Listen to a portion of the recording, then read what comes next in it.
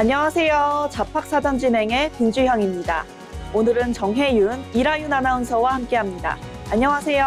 안녕하세요. 알고 보면 세상은 생각보다 훨씬 흥미로운 이야기들로 가득합니다. 평소에는 그냥 지나쳤던 일에도 저마다의 특별한 이야기가 숨어 있고 우리가 몰랐던 새로운 직업과 기회도 곳곳에서 생겨나고 있는데요. 하나를 새롭게 알게 되면 세상을 바라보는 시야도 그만큼 넓어지는 법이죠. 아는 만큼 더 재밌어지는 세상, 잡학사전 지금 시작합니다. 먼저 주요 뉴스 요약해드리는 잡뉴스 헤드라인 시간입니다. 첫 번째 소식입니다. 한국개발연구원 KDI가 올해 우리나라 수출액이 사상 처음 1조 달러를 넘어설 것으로 전망했습니다. KDI는 올해 수출액이 지난해보다 49.5% 증가한 1조 745억 달러를 기록할 것으로 내다봤습니다. 미국의 관세 정책과 중동 전쟁에도 불구하고 글로벌 반도체 수요가 예상보다 강하게 이어지고 있기 때문인데요. 수출 호조에 힘입어 올해 경제 성장률 전망치도 기존 2.5%에서 3.2%로 0.7%포인트 상향했습니다. KDI는 이 가운데 0.6%포인트가 반도체와 그 파급 효과에 따른 것으로 분석했고 내년 성장률 전망치도 1.7%에서 2.2%로 높였습니다. 반면 고용 전망은 낮아졌습니다. 올해 취업자 증가 예상치는 기존 17만 명에서 11만 명으로 줄었는데요. 성장을 이끄는 반도체 산업의 고용 유발 효과가 상대적으로 낮은 영향으로 풀이됩니다. KDI는 높은 성장률에도 체감 경기와는 차이가 있을 수 있다고 설명했습니다. 우리 경제의 반도체 의존도가 높은 만큼 글로벌 반도체 경기 변화와 미국 관세 정책, 중동 전쟁 장기화 등을 향후 위험 요인으로 꼽았습니다. 다음 소식입니다. 정부와 병원계가 의료 종사자의 직장 내 괴롭힘과 과도한 업무 부담을 줄이기 위해 근무 환경 개선에 나섭니다. 보건복지부와 고용노동부는 13일 대한병원협회, 대한간호협회 등과 함께 일하고 싶은 안전한 병원 만들기 업무 협약을 체결했습니다. 2024년 실태조사에 따르면 보건복지 분야의 직장 내 괴롭힘 경험률은 25%로 전체 업종 가운데 가장 높았는데요. 지난해 괴롭힘 신고 사건에서도 보건복지 분야가 16%로 가장 큰 비중을 차지했습니다. 정부는 먼저 병원 현장의 괴롭힘 실태와 간호 인력의 업무 환경을 조사하고 병원별 조직 문화 개선을 위한 맞춤형 컨설팅을 확대할 예정입니다. 저연차 간호사를 대상으로 위계적인 조직 문화를 점검하는 특별 진단도 실시합니다. 또 의료 종사자의 과도한 업무 부담을 줄이기 위해 실노동시간 단축 지원을 확대하고 괴롭힘이 확인된 문제 사업장은 고용노동부의 근로감독으로 신속하게 연계할 계획입니다. 정부는 이를 통해 의료 종사자가 안전하게 일할 수 있는 환경을 만들고 환자의 안전까지 함께 높인다는 방침입니다. 다음 소식입니다. 앞으로 자녀의 방학이나 질병 등으로 갑작스러운 돌봄이 필요할 때 일주 단위로 육아휴직을 사용할 수 있게 되었습니다. 고용노동부에 따르면 8세 이하 또는 초등학교 2학년 이하 자녀를 둔 근로자는 연 1회, 1주 또는 2주의 단기 육아휴직을 사용할 수 있습니다. 자녀의 방학이나 휴원, 휴교, 입원, 감염병에 따른 등교 중지 등이 대상인데요. 단기 육아휴직 기간은 전체 육아휴직 기간에서 차감되지만 기존 육아휴직 분할 사용 횟수에는 포함되지 않습니다. 급여는 기존 육아휴직 급여와 동일한 기준으로 지급됩니다. 배우자의 출산과 관련한 지원도 확대됩니다. 다음 달 18일부터는 배우자 출산 휴가를 출산 예정일 50일 전부터 사용할 수 있으며 출산 전후로 모두 20일의 휴가를 사용할 수 있습니다. 또한 배우자에게 유산이나 조산 위험이 있는 경우 출산 전에도 육아휴직을 사용할 수 있게 됩니다. 이와 함께 앞으로는 사업주가 대체 인력을 구하지 못했다는 이유만으로 육아기 근로시간 단축 신청을 거부할 수 없게 됩니다. 정부는 이번 제도 개편을 통해 갑작스러운 돌봄 수요에 대응하고 임신과 출산 과정에서 배우자의 육아 참여도 확대한다는 계획입니다. 지금까지 잡뉴스 헤드라인 전해드렸는데요. 이번에는 실제 직업 현장으로 가보겠습니다.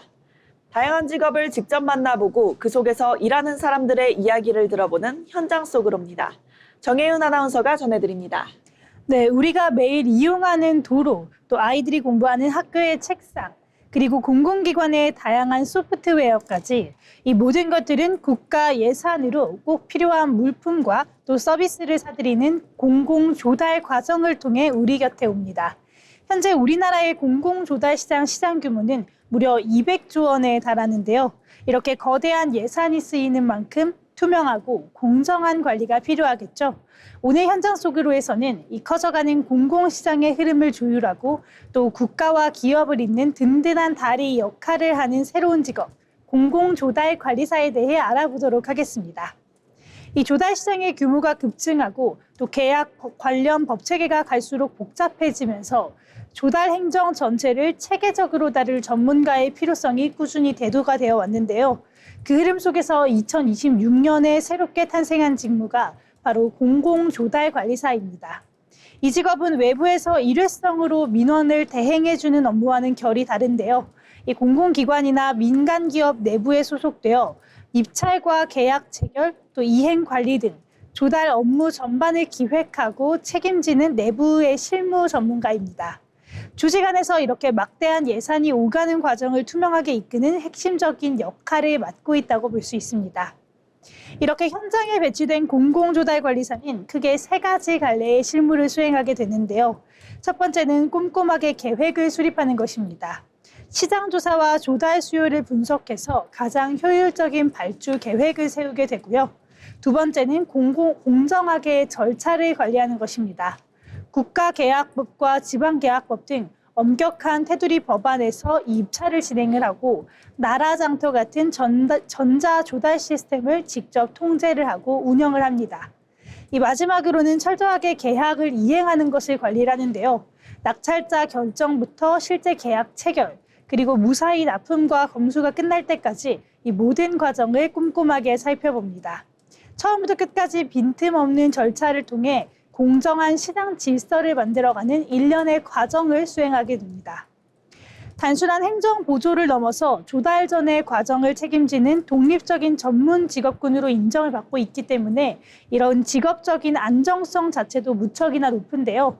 진출 분야도 뚜렷합니다. 공공기관이나 지자체, 공기업의 계약과 구매 부서에서 전담 인력으로 일을 할 수 있고요. 또한 공공 입찰에 참여를 해서 성과를 내야 하는 민간 조달 기업의 영업 및 실무자로도 환영을 받을 수 있습니다. 현장에서 경험이 많이 쌓이게 되면 이 대규모 조달 프로젝트를 총괄하는 매니저나 입찰 전략을 돕는 전문 컨설팅 인력으로 커리어를 폭넓게 확장을 할 수도 있습니다. 이렇게 국가의 살림살이를 다루는 일에는 무엇보다 정직함과 날카로운 통찰력이 필요한데요. 공공조달관리사는 투명한 원칙으로 국가 예산의 낭비를 막고 또 정당하게 경쟁하는 기업들에게 공평한 가치를 열어주는 직업입니다.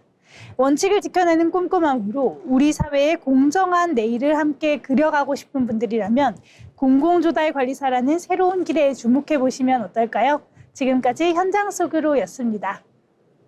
공공조달 시장이 커지면서 새롭게 주목받고 있는 공공조달관리사의 역할을 살펴봤는데요. 보이지 않는 곳에서 원칙을 지키는 이들의 노력이 결국 국가 예산에 대한 신뢰를 높이고 기업들에게는 공정한 기회를 만들어주는 힘이 아닐까 싶습니다. 다음은 지금 바로 활용할 수 있는 실질적인 취업 정보를 전해드리는 오늘의 잡정보 시간입니다. 이라윤 아나운서가 전해드립니다. 네, 취업 준비할 때 하루에도 몇 번씩 들여다보게 되는 것이 있죠. 바로 채용 공고입니다. 연봉은 얼마인지, 복지는 어떤지, 집에서는 얼마나 걸리는지. 그런데 막상 입사하고 나서 이런 이야기 들어보신 적 있을 겁니다. 공고에서 본 거랑 좀 다른데? 그래서 오늘의 잡정보에서는 채용 공고에 쓰여 있는 말보다 한 번 더 확인해야 하는 것들, 이른바 채용 공고 번역법을 준비했습니다. 네, 첫 번째입니다. 채용 공고에 이런 문구 많이 보셨을 겁니다. 수습기간 3개월, 급여 90% 지급. 여기서 잠깐 주목할 점이 있습니다. 수습기간이면 회사가 무조건 최저임금의 90%만 지급해도 되는 걸까요? 정답은 아닙니다. 최저임금법상 수습 근로자의 최저임금을 10% 감액할 수 있는 데는 조건이 있습니다. 1년 이상의 근로계약을 체결했고 수습을 시작한 날로부터 3개월 이내인 경우에 한해서 최저임금의 90%를 적용할 수 있습니다. 그리고 여기에도 예외가 있습니다. 고용노동부 장관이 고사한 단순 노무 직종에 종사하는 근로자는 이 감액 대상에서 제외됩니다. 그러니까 채용 공고에 수습 3개월, 급여 90%라는 문구가 있다고 해서 수습이니까 당연한 거겠지 하고 넘어갈 게 아니라 내 계약 기간은 얼마인지, 내가 하는 업무는 무엇인지까지 확인해 봐야 된다는 거죠. 네, 두 번째입니다.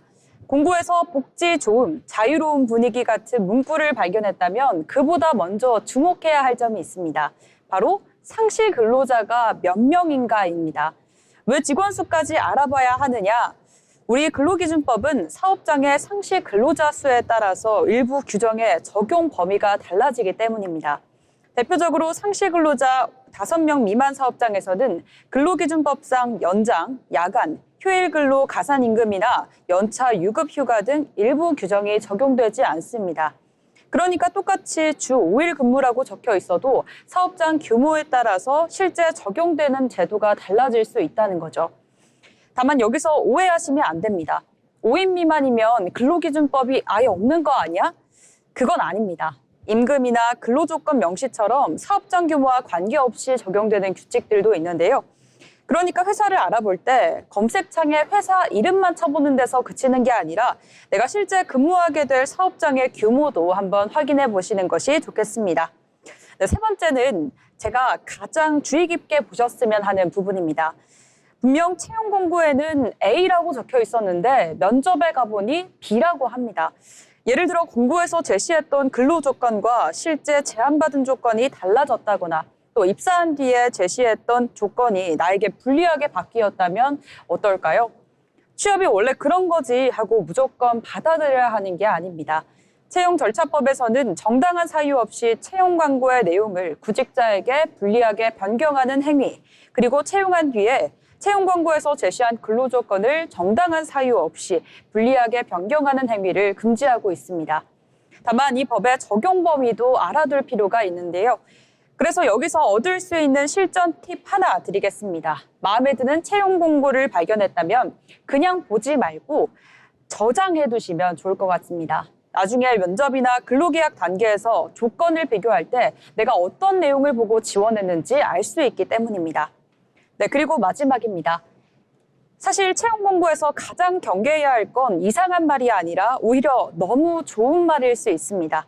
업계 최고 대우, 성과에 따른 파격적인 보상, 자율적인 근무 환경. 듣기에는 너무 달콤한 제안입니다. 그런데 이걸 실제 근로 조건으로 바꿔보면 질문이 달라집니다.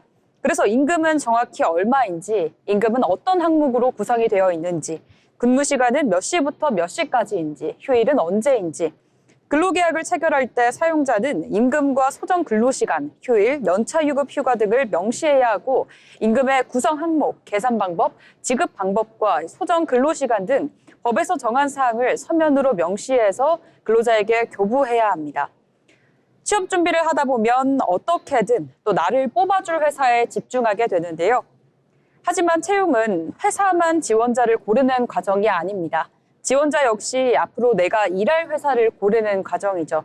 다음에 채용 공고를 보실 때는 연봉과 복지만 보고 넘기지만 마시고요.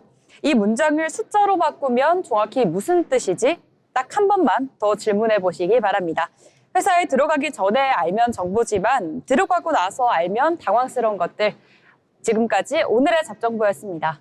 채용 공고는 회사가 지원자를 고르는 첫 단계이자 지원자가 회사를 판단하는 중요한 기준이기도 한데요. 좋은 말만 보고 지나치기보다 실제 근로 조건과 어떤 차이가 있는지 꼼꼼히 확인하는 습관이 만족스러운 직장 생활의 첫걸음이 아닐까 싶습니다. 세상에는 우리가 아직 잘 알지 못하는 다양한 직업들이 존재하는데요. 새롭게 떠오르는 직업과 앞으로 주목해야 할 미래 직종을 살펴보는 시간, 직업의 세계 노하늘 아나운서가 전해드립니다. 생소한 직업과 미래 유망 직종을 소개하는 직업의 세계 시간입니다. 요즘은 유전자 검사를 통해 질병 위험이나 가족력에 대한 정보를 확인할 수 있는 시대가 됐습니다. 하지만 검사 결과에 특정 질환에 대한 위험도가 높다라고 적혀 있다면 과연 우리는 그 의미를 제대로 해석할 수 있을까요? 복잡한 유전 정보를 해석하고 환자와 가족이 앞으로 어떤 선택을 할지 돕는 사람들. 오늘 소개할 직업은 유전 상담사입니다. 유전 상담사는 먼저 환자의 가족력과 병력을 확인하고 어떤 유전 질환의 가능성이 있는지 살펴봅니다. 필요한 경우 어떤 유전자 검사를 받을 수 있는지, 검사를 통해 무엇을 알 수 있고 또 무엇은 알 수 없는지를 설명하는데요. 검사 결과가 나온 뒤에는 복잡한 유전 정보를 환자가 이해하기 쉽게 풀어주고 그 결과가 본인이나 가족에게 어떤 의미인지 함께 살펴봅니다. 유전 상담이 활용되는 분야는 생각보다 다양합니다. 유전 질환이 의심되는 아이를 상담하기도 하고 임신 전이나 임신 중에 태아의 유전 질환 가능성도 확인합니다. 또 유방암이나 대장암처럼 일부 암에서 가족력이 뚜렷한 경우에는 유전적 위험을 평가하는 데 도움을 주기도 하는데요. 중요한 것은 유전 상담사가 환자 대신 결정을 내려줄 수 있는 게 아니라 환자가 직접 선택해야 한다는 점입니다. 검사의 장점과 한계, 가능한 선택지를 설명해 환자와 가족이 충분한 정보를 바탕으로 스스로 결정할 수 있도록 돕습니다. 최근 유전체 분석 기술이 발전하면서 유전자 검사가 활용되는 분야도 계속 넓어지고 있습니다. 하지만 검사할 수 있는 정보가 많아질수록 그 결과를 정확하게 해석하고 전달하는 역할도 중요해지는데요. 특히 유전 정보는 본인뿐 아니라 가족과도 연결될 수 있고 질병 가능성에 대한 불안이나 고민으로 이어질 수도 있습니다. 때문에 유전 상담사에게 유전학에 대한 전문 지식뿐 아니라 복잡한 정보를 쉽고 이해하기 쉽게 설명하고 상대방의 결정을 지원하는 소통 능력도 중요합니다. 그렇다면 이 직업은 어떻게 준비할 수 있을까요? 생명과학이나 유전학, 심리학, 간호학 등 다양한 분야에서 기초를 쌓은 뒤 유전 상담에 필요한 전문 교육을 받는 방식으로 진출할 수 있습니다. 앞으로 개인의 유전 정보를 활용한 정밀 의료가 더욱 발전한다면 검사 결과만큼이나 중요한 건 그 검사를 어떻게 이해하고 활용하느냐일 텐데요. 유전 상담사는 복잡한 유전 정보와 사람 사이를 연결해 더 나은 선택을 돕는 직업입니다. 지금까지 직업의 세계였습니다.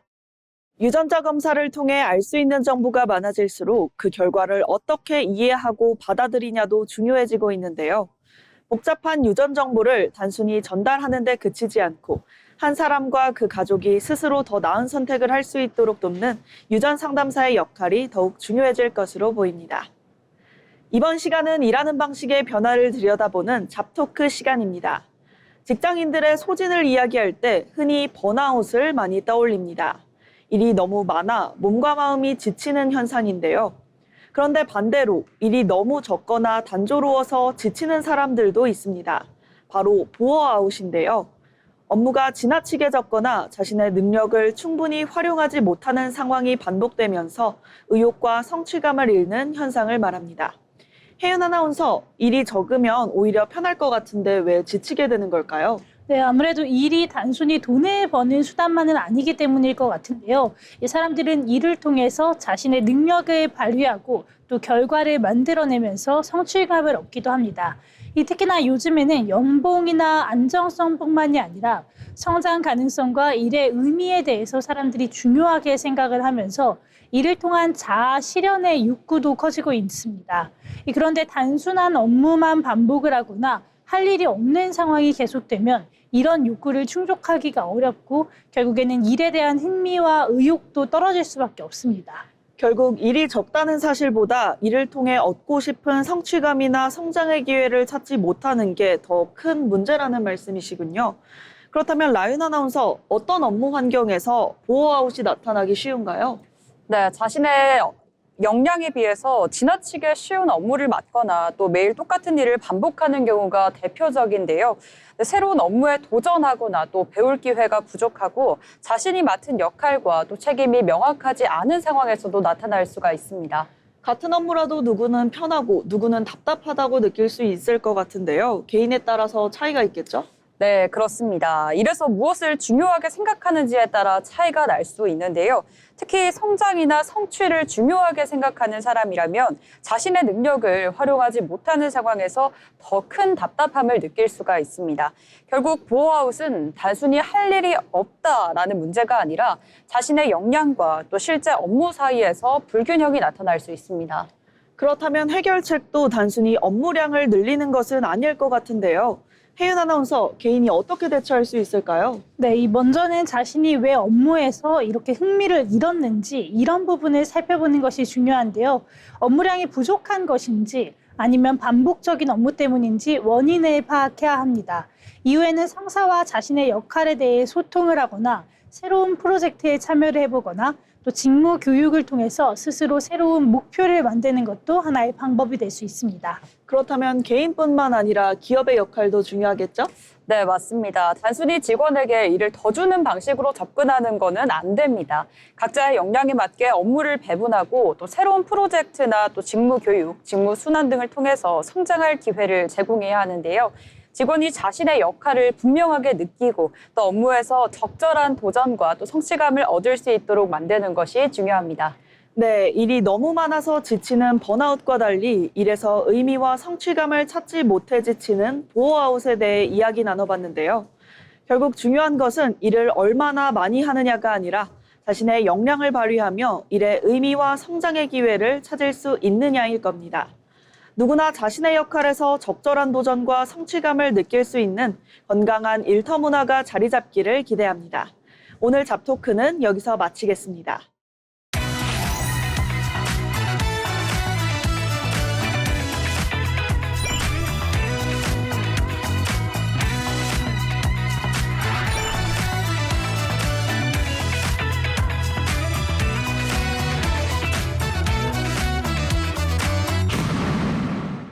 이렇게 빠르게 사회가 변화하고 있지만 그 와중에도 묵묵히 자신의 길을 걸어가는 사람들이 있습니다.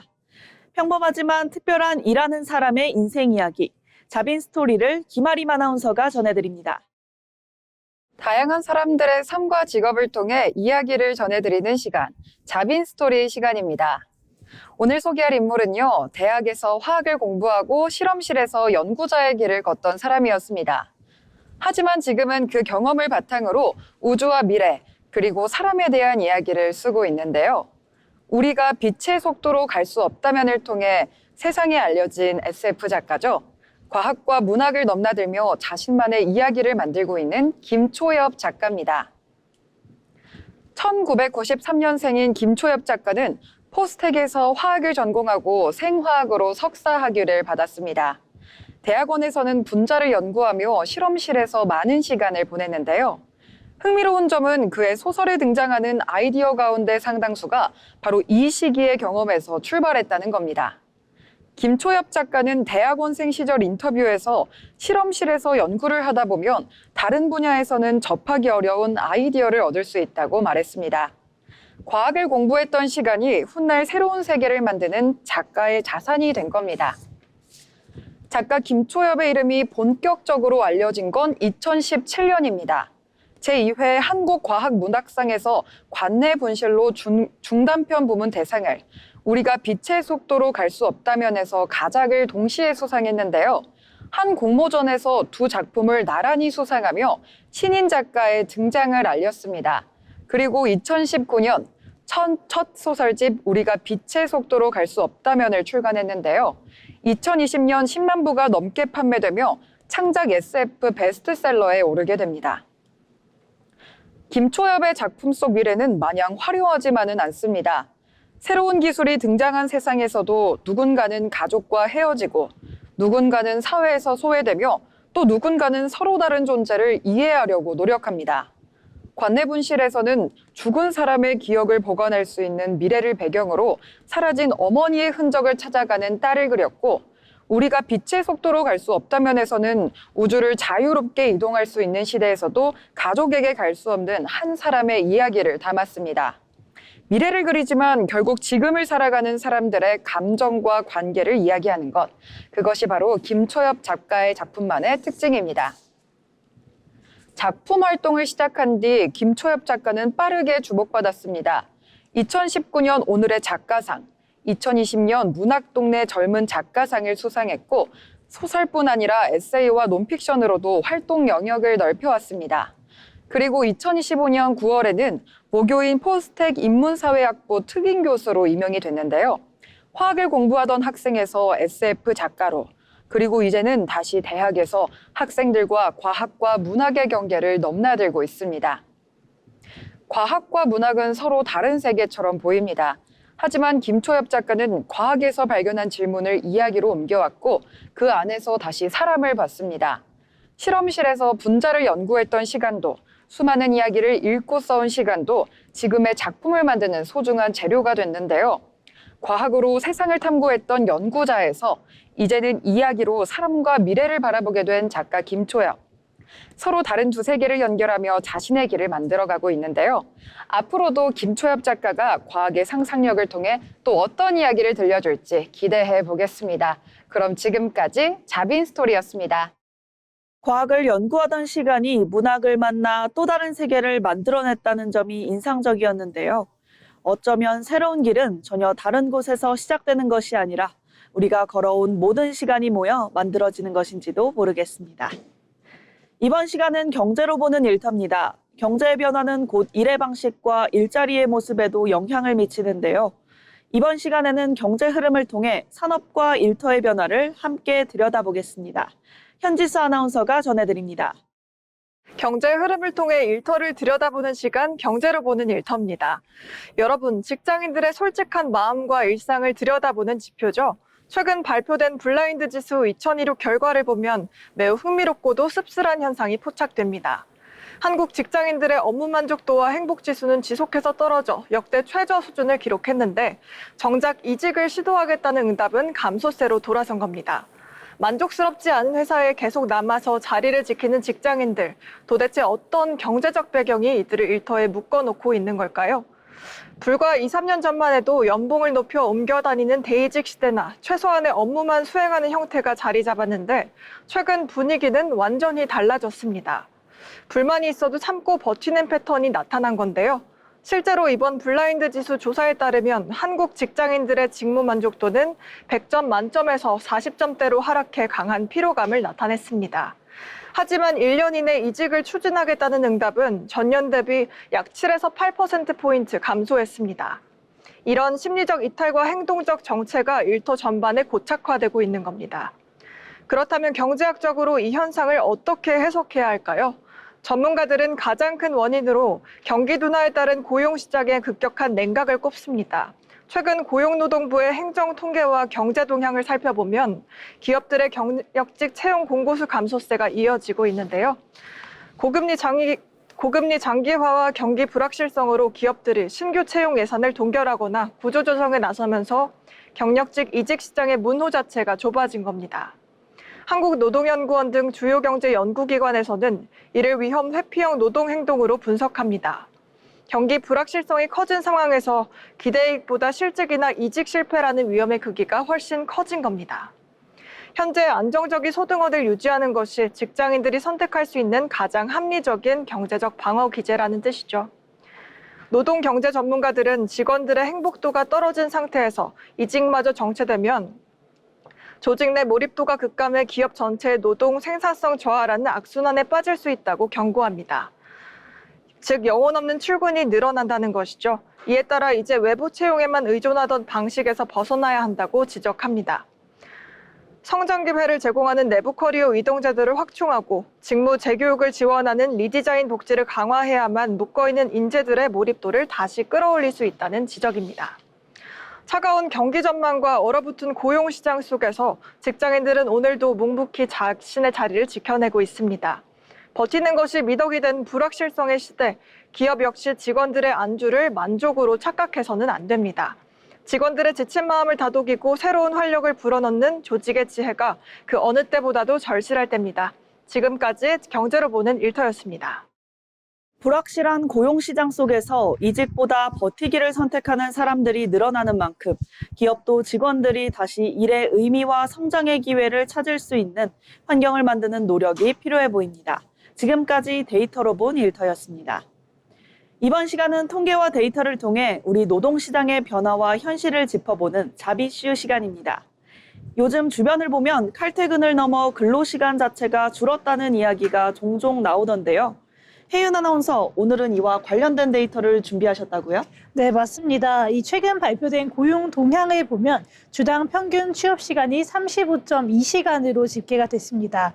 1년 전 같은 기간과 비교하면 3시간이나 줄어든 수치인데요. 이 일주일 평균 근로 시간이 3시간 가까이 빠진 것은 이 통계상으로도 큰 변화라고 볼 수 있겠습니다. 네, 3시간이요. 단기간에 이렇게 줄어든 이유가 궁금해지는데 표면적으로만 보면 다들 일을 적게 하고 쉬는 시간이 늘어나는 것처럼 보이긴 해요. 네, 이 부분을 조금 더 주의 깊게 살펴볼 필요가 있는데요. 이 단순히 노동 시간이 줄었다기보다는 취업 시간대별 인구 구조가 크게 바뀌었습니다. 이 통계를 구간별로 나눠서 보면은 36시간 미만 취업자가 786만 7천 명으로 이 전년 대비 114.4% 폭증했습니다. 반면에 주 36시간 일하는 풀타임 취업자는 776만 7천 명으로 35.9%나 감소를 한 상태죠. 36시간을 기준으로 완전히 달라진 모습을 보여줬는데요. 36시간 미만 일하는 분들이 2배 넘게 늘었다는 건 어떤 배경 때문인가요? 네, 우선은 기술적인 요인부터 짚어볼 필요가 있겠는데요. 이번 조사 대상 주간에 공휴일이 포함이 되어 있었습니다. 평소에 주 5일 풀타임으로 일하던 분들도 이 공휴일에 쉬면서 주당 근로시간이 일시적으로 36시간 미만으로 찍히는 그런 착시 효과가 발생을 했다고 볼 수 있습니다. 네, 공휴일 때문에 통계상 착시가 일어난 부분이 있는 것 같은데 네, 그렇다면 실제로 근로시간이 줄어든 건 아니라고 봐도 될까요? 그러나 그렇지는 않습니다. 이 공휴일의 효과를 감안을 한다고 하더라도 최근에 이어서 있고 있는 이 단시간 근로 선호 흐름과 기업들의 채용 형태의 변화를 무시할 수가 없는데요. 쪼개기 알바나 유연 근무제들이 늘어나면서 주 36시간 미만 근로 비중 자체가 구조적으로 커지고 있는 추세입니다. 착시 효과도 있지만 노동시장의 재질 자체가 단시간 근로 중심으로 변하고 있다는 말씀이시군요. 근로자 입장에서는 이런 변화를 어떻게 해석해야 될까요? 네, 원하는 만큼만 일하고 또 개인 시간을 확보할 수 있어 좋다는 시각도 있지만요. 원치 않게 단시간 일자리로 내몰린 분들도 있을 것 같아요. 네, 이 두 시각 모두 타당하다고 볼 수 있겠는데요. 자발적으로 워라밸을 찾거나 또 유연 근무를 선택한 분들에게는 긍정적인 변화가 될 수 있습니다. 하지만 문제는 고용 불안이라든지 경기 둔화로 인해서 쪼개기 일자리밖에 얻지 못해서 이 비자발적으로 근로시간이 줄어든 사람들인데요. 단순 수치만 보면 일이 줄어서 편해진 거라고 볼 수도 있지만 실질적인 소득 감소와 직결되기 때문에 충분히 문제가 생길 수 있는 지점입니다. 네, 숫자 하나 뒤에 숨겨진 통계적 착시와 노동시장의 구조적 변화, 그리고 개개인의 삶까지 다양한 맥락이 얽혀 있었네요. 앞으로 고용 통계를 볼 때 단순히 취업자 수나 평균 시간만 볼 게 아니라 어떤 조건에서 일하고 있는지 꼼꼼히 따져봐야겠습니다. 그럼 이어서 라윤 아나운서, 다음은 어떤 데이터를 살펴볼까요? 네, 직장인 여러분, 오늘 집에 나와서 회사에 도착하기까지 얼마나 걸리셨나요? 20분이면 가까운 편일까요? 아니면 40분이면 평균일까요? 아니면 1시간이 넘어가야 비로소 출근 지옥이라고 할 수 있을까요? 오늘 데이터로 본 일터에서는 직장인이라면 매일 경험하지만 월급에는 찍히지 않는 시간, 바로 출퇴근 시간을 숫자로 한번 따져보겠습니다. 저는 출근 시간도 궁금하지만 마지막 질문이 조금은 무서운데요. 이걸 1년치로 더하면 얼마나 시간이 나오나요? 사실 근데 매일 1시간이라고 하면은 별게 아닐 것 같거든요. 그런데 1년으로 계산하면은 굉장히 큰 수치일 것 같아요. 네, 그 숫자까지 제가 직접 계산을 한번 해보겠습니다. 먼저 첫 번째 숫자입니다. 73.9분. 2024년 6월 기준 통근 근로자가 하루 출퇴근을 사용한 평균 시간입니다. 그러니까 출근하고 다시 집으로 오는데 하루 평균 약 1시간 14분을 사용한 겁니다. 이동거리도 있는데요. 하루 평균 출근 거리가 왕복거리가 17.3km였습니다. 네, 그래서 오전 8시 10분, 평균 퇴근 시각은 오후 6시 18분이었습니다. 또 근무지에서 머무른 시간은 평균 9.1시간으로 나타났습니다. 그런데 이 9.1시간이라고 하면은 하루에 평균 9시간 넘게 일했다. 이렇게 봐도 되는 걸까요? 네, 이렇게 해석해서는 안 되는데요. 여기서 말하는 게 근무지 체류 시간입니다. 근무지에 도착해서 퇴근할 때까지를 계산하기 때문에 점심시간이나 초과 근무 등이 포함되어 있습니다. 따라서 실제 근로시간과 동일한 개념이 아닌 거죠. 또 가구 형태에 따라서도 차이가 있었는데요. 가구 내 미취학 자녀가 있는 통근 근로자의 하루 평균 출퇴근 시간은 77분, 미취학 자녀가 없는 경우에는 73.7분이었습니다. 약 3.3분 차이입니다. 출퇴근이라는 게 단순히 회사에서 얼마나 멀리 사느냐의 문제가 아니라는 생각도 드는데요. 그렇죠. 다만 역시 이 결과도 가구 형태가 출퇴근 시간을 늘렸다는 인과관계를 의미하는 것은 아닙니다. 가구 특성에 따라서 서로 다른 통근 패턴이 관찰됐다고 보는 게 맞는데요. 자, 이제 처음 말씀드렸던 계산을 해보겠습니다. 하루 평균 출퇴근 시간은 73.9분이었죠. 여기에 이해를 돕기 위해서 직장인이 1년에 250일 출근한다고 가정해 보겠습니다. 73.9분 곱하기 250일. 그러면 18,475분입니다. 시간으로 바꾸면 약 308시간. 다시 24시간으로 나누면 약 12.8일인 거죠. 와, 그러면은 1년에 거의 13일 동안 24시간 내내 출근만 하고 있다. 이렇게 봐도 되겠네요. 네, 그렇죠. 근데 시간의 총량만 단순 환산하면 그렇습니다. 다만 1년에 12.8일은 공식 통계 수치가 아니라 공식 통계의 하루 평균 73.9분에 연간 출근일을 250일로 가정해서 계산한 값이라는 것은 구분하셔야 되겠습니다. 하루 1시간 14분이라는 말보다 1년에 308시간이라고 하니까 더 확 다가오는데요. 맞습니다. 그리고 이번에는 수도권 평균인 82분을 똑같이 250일로 계산해보면요. 약 342시간, 24시간 기준으로 하면 약 14.2일입니다. 하루에는 몇십 분의 차이가 있지만요. 1년으로 쌓이면 꽤 큰 시간이 되는 거죠. 우리가 매일 너무 당연하게 쓰고 있어서 잘 계산하지 않는 시간이 바로 출퇴근 시간인데요. 다음에 새로운 직장을 선택할 때는 연봉이나 복지뿐만 아니라 집에서 회사까지 몇 분 걸리는가 이 숫자도 한번 계산해 보시면 어떨까요? 네, 지금까지 데이터로 본 일터였습니다. 짧게 느껴지는 출퇴근 시간도 1년으로 쌓이면 결코 무시할 수 없는 시간이 되는데요. 매일 반복되는 시간인 만큼 직장을 선택할 때 연봉과 복지뿐 아니라 출퇴근 시간까지 꼼꼼히 따져보는 것도 중요하겠습니다.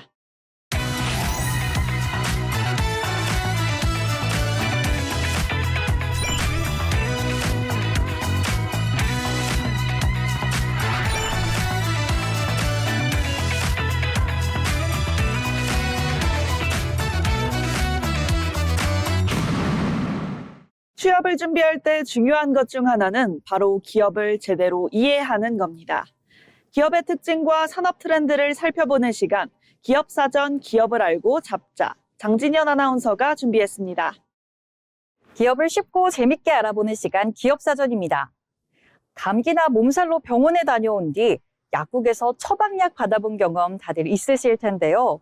약봉지 안을 들여다보면 투명한 파우치 안에 알약들이 아주 깔끔하게 포장이 되어 있죠.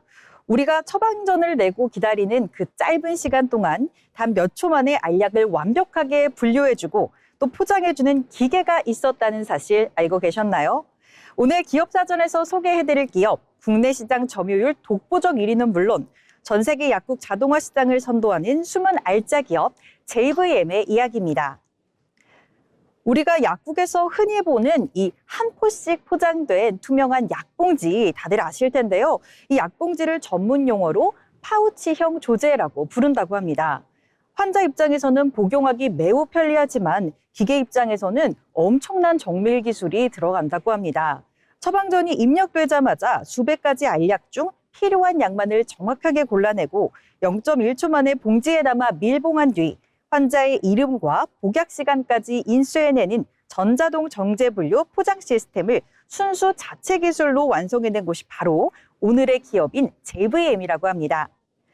1977년 작은 기계공업사로 출발한 JVM은 초기 수동약 포장기 개발을 시작으로 끊임없는 연구와 개발을 거쳐 병원과 약국의 조제 환경을 180도 바꿔놓기 시작합니다. 특히 2000년대 들어 컴퓨터 처방 전달 시스템과 완벽히 연동되는 전자동 시스템을 선보이며 국내 시장의 압도적 강자로 올라섰는데요.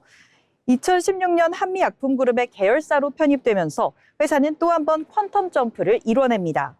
여기에 탄탄한 자본력과 글로벌 영업망까지 더해지며 국내를 넘어 해외 시장 공략에도 속도를 올렸습니다. 유럽과 북미의 대형 병원과 조제 약국에서도 JVM의 장비를 앞다퉈 도입하고 있고요. 최근에는 로봇팔 기술을 적용해 기존 조제기보다 속도를 3배 이상 끌어올린 차세대 전자동 조제기 매니스를 유럽에 성공적으로 안착시켰습니다. 뿐만 아니라 북미 조제 환경에 맞춰 플라스틱 병에 약을 담는 카운트메이트까지 선보이며 글로벌 시장 점유율을 더욱더 넓혀가고 있습니다.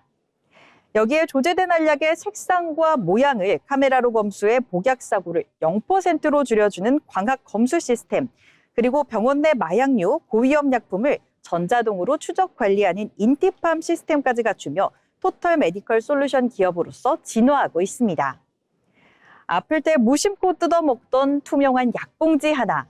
하지만 그 안에는 환자의 안전을 지키고 약사의 조제 실수를 원천 차단하기 위한 대한민국의 정밀 자동화 기술의 집약체가 숨어 있었습니다. 오늘 소개해드린 기업, 우리 건강에 가장 가까운 곳에서 묵묵히 의료 혁신을 이뤄나가고 있는 대한민국의 자동화 시스템 전문 기업 JVM의 이야기였습니다. 지금까지 기업사전이었습니다. 평소 무심코 받아왔던 작은 약봉지 하나에도 정교한 자동화 기술이 숨어 있었습니다. 지금까지 JVM에 대해 알아봤습니다.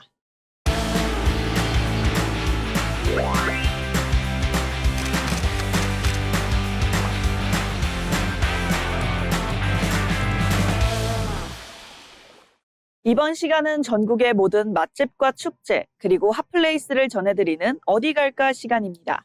김혜민 아나운서와 함께 만나보시죠. 전국의 축제와 맛집, 전시 소식을 전해드리는 어디 갈까 시간입니다. 이번에 소개해드릴 축제는 선선한 가을바람이 불어오는 9월 초 소금처럼 흐드러진 하얀 메밀꽃밭을 따라 특별한 낭만 여행을 떠나보는 시간입니다. 오늘 소개해드릴 축제는 가산 이우석 선생의 문학적 향기와 흐드러지게 핀 메밀꽃이 어우러진 대한민국 대표 문학축제입니다. 이 다가오는 2026년 9월 4일 금요일부터 9월 13일 일요일까지 10일간 강원특별자치도 평창군 효성문화마을에서 이어지는 이 2026년 평창효성문화제인데요. 한두 번은 들어보셨을 소설 메밀꽃 필 무렵의 배경인 봉평에서 펼쳐지는 이 축제는 문학과 자연, 힐링이 어우러진 다채로운 프로그램으로 여러분을 기다리고 있습니다. 축제 하이라이트는 단연 눈부시게 흐드러진 백색 물결을 배경으로 걸어보는 메밀꽃밭 걷기 그리고 포토타임입니다. 이호석 문학관과 효석 달빛 언덕을 연계하여 작가의 삶과 소설 속 명장면을 직접 살펴볼 수 있는데요. 아이들에게는 생생한 문학 체험과 교육이 되고 어른들에게는 소설 속 낭만을 찾아 떠나는 잊지 못할 추억 여행이 되어줍니다. 축제장에서는 다채로운 참여형 문학 행사와 공연 이벤트가 이어질 텐데요. 달빛 낭만공원에서는 손글씨, 삼행시, 시집기 대회와 효석 100일장이 열려 문학적 감성을 채워주는 주무대 및 달빛마루에서도 지역 예술인들의 공연과 DJ와 함께하는 추억의 음악 여행 무대가 펼쳐집니다. 봉평 장터와 함께 즐기는 대표 향토 먹거리인 시원한 메밀국수와 메밀전병, 그리고 황금 메밀 체험 등 즐길 거리와 먹거리가 풍성하게 준비되어 있습니다. 그럼 방문 정보 가이드 정리해 드릴게요. 행사는 강원특별자치도 평창군 봉평면 이호석길 효성문화마을 일원에서 열립니다. 인기 프로그램과 100일장 대회, 세부 주무대 공연 일정 등은 공식 홈페이지에서 예약 및 확인이 가능하십니다. 가을의 시작, 하얗게 수놓아진 메밀꽃밭과 이호석 선생이 문학이 숨쉬는 봉평으로의 낭만 여행. 9월 4일부터 시작되는 평창 효성문화제로 떠나보시는 건 어떨까요? 어디 갈까? 이번 주는 평창 효성문화제였습니다. 책으로만 만나던 메밀꽃 필 무렵의 풍경 속을 직접 걸어보는 것도 특별한 추억이 될 것 같은데요. 올가을 하얀 메밀꽃밭을 거닐며 이호석의 문학과 봉평의 가을 정취까지 함께 느껴보는 것도 좋을 것 같습니다. 다음으로 알아두면 도움이 되는 생활 정보를 전해드리는 알쓸정 시간입니다. 최다연 아나운서가 전해드립니다. 알아두면 쓸데있는 정보 알쓸정 시간입니다. 지하철을 오래 타고 가거나 더운 날 야외에 서 있다가 갑자기 어지러움을 느끼신 적 있으신가요? 단순히 스트레스성이라고 치부하기엔 자주 그러시는 분들도 있으실 텐데요. 이는 우리 몸의 신경계가 일시적으로 오작동해서 발생하는 미주신경성 실신일 가능성이 있습니다. 오늘 알쓸정에서는 위주신경성 실신의 원인부터 예방법까지 쉽게 알려드리겠습니다. 우선 이름부터 조금 생소한 미주신경을 알아볼까요? 우리 몸에는 뇌와 심장, 내장기관을 연결해주는 아주 중요한 신경이 있습니다. 바로 미주신경인데요. 이 신경은 우리가 스트레스를 받거나 극심한 피로를 느낄 때 심장이 너무 강하게 뛰지 않게 조절해주는 일종의 브레이크 역할을 합니다. 그런데 긴장을 너무 오래 하거나 극심한 스트레스를 받으면 이 브레이크가 너무 세게 걸려버립니다. 그 결과 심장박동이 갑자기 느려지고 혈관이 넓어지면서 혈압이 뚝 떨어지게 되는데요. 뇌로 가야 할 피가 순간적으로 부족해지면서 결국 의식을 잃게 되는 거죠. 그렇다면 쓰러지기 전에 우리 몸은 어떤 신호를 보낼까요? 위주신경성 실신은 어느 날 갑자기 아무런 조짐 없이 쓰러지는 경우는 드뭅니다. 대부분 분명한 전조 증상이 있는데요. 갑자기 속이 미식거리거나 어지럽고 식은땀이 흐릅니다. 혹은 얼굴이 창백해지면서 눈앞이 노랗거나 까맣게 변하고 귀 속에서 이명이 들리기도 하죠. 만약 길을 걷거나 서 있는 동안 이런 증상이 느껴진다면 절대로 참거나 버티시면 안 됩니다. 몸에서 위험 신호가 왔을 때 가장 중요한 대처법은 무엇일까요? 먼저 그 자리에 바로 눕는 것입니다. 푹신한 침대가 없더라도 바닥에 즉시 누워야 합니다. 쓰러지면서 머리를 다치는 2차 부상을 막는 게 가장 중요하기 때문입니다. 그리고 누운 상태에서 다리를 가슴이나 머리보다 높게 올려주는 게 좋습니다. 다리에 쏠려있던 피가 뇌 쪽으로 빠르게 이동해서 의식을 회복하는 데 큰 도움이 됩니다.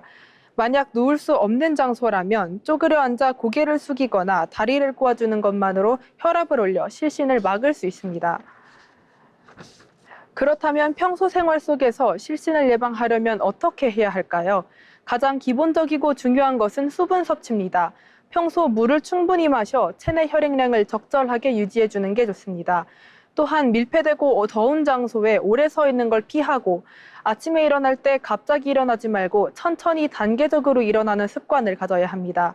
아울러 과도한 음주나 다이어트로 인한 탈수 상태 역시 실신을 유발하기 쉬우니 주의하셔야 합니다. 위주신경성 실신은 대부분 특별한 치료 없이 휴식을 취하면 회복되는 경우가 많습니다. 하지만 자주 반복되거나 가슴 통증이 동반된다면 다른 질환일 수 있으니 전문가의 진단을 받아보셔야 합니다. 몸의 경고 신호가 올 땐 즉시 앉거나 눕기. 이 작은 조치 하나가 여러분의 건강과 안전을 지켜줍니다. 지금까지 알쓸정이었습니다. 무더운 날씨에는 충분한 수분 섭취와 휴식으로 몸의 컨디션을 잘 관리하는 것이 중요한데요. 갑작스러운 어지럼증이나 이상 신호가 느껴진다면 무리해서 버티지 마시고 잠시 쉬어가며 건강 잘 챙기시길 바랍니다. 네, 어느덧 잡학사전을 마칠 시간이 되었습니다. 오늘 새롭게 알게 된 이 이야기들이 일상에 작은 재미를 더하고 세상을 바라보는 시야까지 조금 더 넓혀드렸기를 바랍니다. 하루하루 쌓이는 작은 지식들이 언젠가 뜻밖의 순간에 든든한 힘이 되어줄지도 모르니까요. 저희는 다음 시간에도 유익하고 흥미로운 이야기들로 다시 찾아오겠습니다. 시청해주신 여러분 고맙습니다.